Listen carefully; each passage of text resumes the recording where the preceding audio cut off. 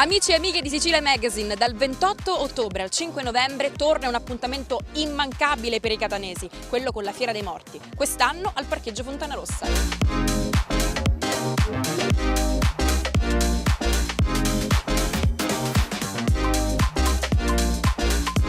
Con gli organizzatori abbiamo fatto un tour de force perché la fiera è stata affidata proprio martedì di questa settimana e hanno fatto un lavoro spettacolare. Io sono stato qui fino a sera tardi con le commissioni di merito che sono qui accanto a me rappresentate dal consigliere Manara e la consigliera Spoto e insieme anche al consiglio del sesto municipio. Abbiamo fatto tutto il lavoro sinergico insieme appunto anche al sindaco Trentino affinché questa fiera potesse dare inizio oggi.